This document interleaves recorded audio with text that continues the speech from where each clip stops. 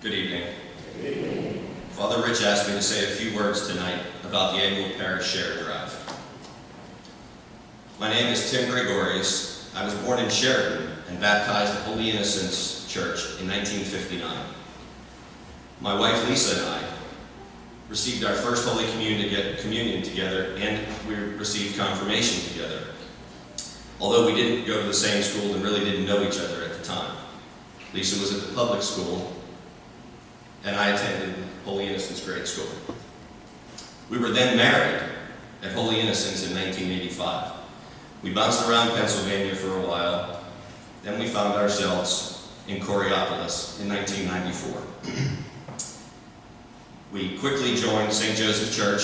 Father Tim invited us to Mass, and we were quickly blessed with two wonderful children, Evan and Kara.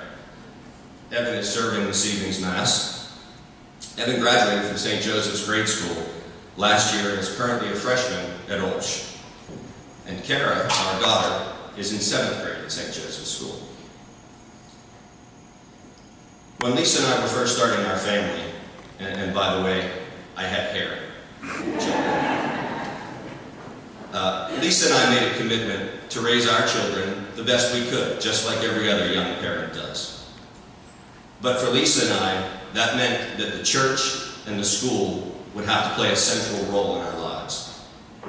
Likewise, we made a commitment that we would then try to play a central role in the function of the church and the school. Because, as my children have heard me prompt them often, participate, don't spectate.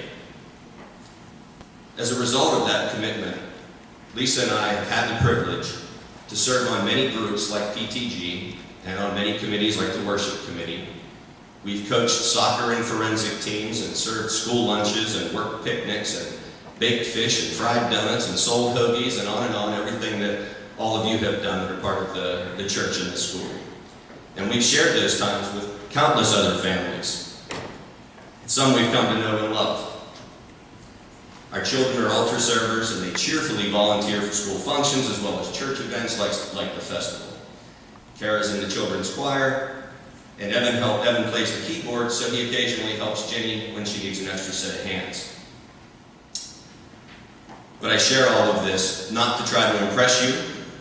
Rather, I wish to share with you how insignificant I feel our contributions are when compared to what it takes to run a parish, a church family, and a school. It takes the efforts of hundreds of people to make it all happen. For the first 40 years of my life as a Catholic, I didn't appreciate this in all the different parishes that I had attended and belonged to. And I certainly didn't understand the monumental effort that's necessary to operate a parish. Only when Lisa and I began the incredible journey of raising a family with faith as a central focus did I realize how similar a family and a parish are. Neither one can exist without the individuals, and each individual, whether it be in a family or in a parish, is an important cog in the wheel. My involvement with the church and the school has made me realize how much more it takes than the couple of dollars I put into the envelope each Sunday.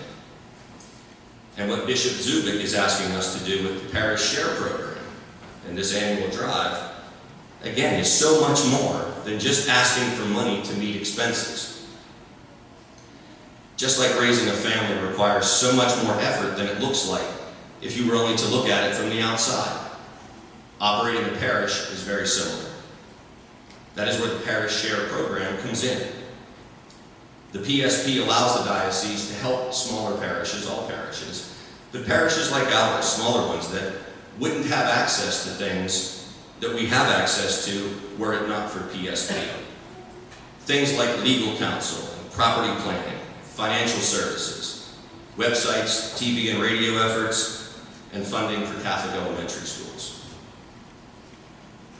You've heard, I'm sure, people refer to give of your time, talent, and treasure. Well, right now, we are specifically being asked to give of our treasure if we can. If you're not in a position to give from your treasure, please share your time and talents. Our parish is made up of hundreds of people who give much more than money when they give of themselves. In today's bulletin, Father Rich has given us the imagery of our parish as a garden that needs nurtured and fertilized. And Bishop Zubik reminds us that nothing is impossible with God. Let us all prayerfully ask God to show us those possibilities, that it is possible to take the opportunity in front of us right now to keep St. Joseph Parish growing, to keep it strong for another 120 years. Please ask God to guide you as you consider how you can help.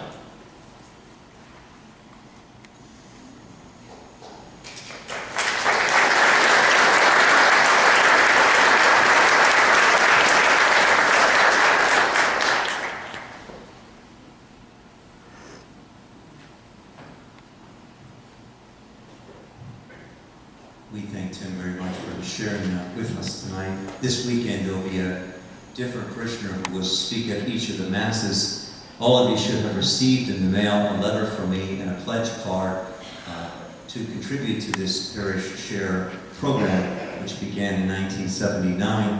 And as in the past, we have always met and exceeded our goal, and I ask this, as you are able, to give as you can.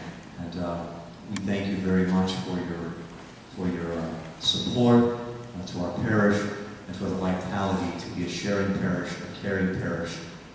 And the cornerstone of this parish was put down in 1924. That's 87 years ago.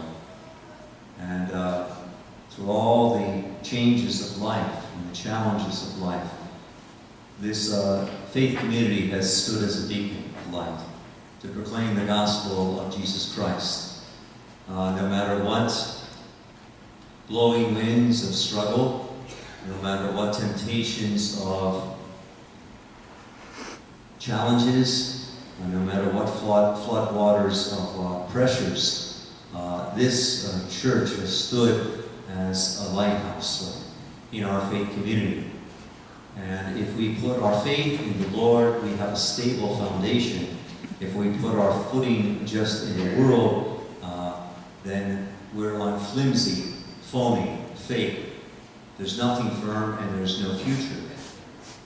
And it's my hope and prayer as we begin the season of Lent, this Ash Wednesday, that in Pope Benedict's address for Lent, he said, Lent is a time to rid us of everything that is selfish and self-seeking and self-centered. And it's a time to be free. And so that if Christ is the foundation of our lives, then we won't allow things that are ephemeral, superficial, fleeting to envelop us. In Palestine, it was the rainy season from November to April. It was when you had torrential rains during this season. And if during this season that you did not have a sturdy, strong foundation of your house, it would collapse, it would be ruination, it would be washed over and destroyed. Jesus is talking about a disciple who's committed to following him. So we don't collapse under sin, that we're not ruined by temptation, that we don't have the pillars of things that will not gird us and guard us to lead lives that lead to the kingdom. And so, on behalf of the appeal of all those who speak this weekend, I thank them for their time, for their witness, for their presentation. And I thank each and every one of you for, I know so far we've had over 120 people who are already committed for the year, for this next year. And I thank you for your goodness, your faith, your witness, your prayer, and your love.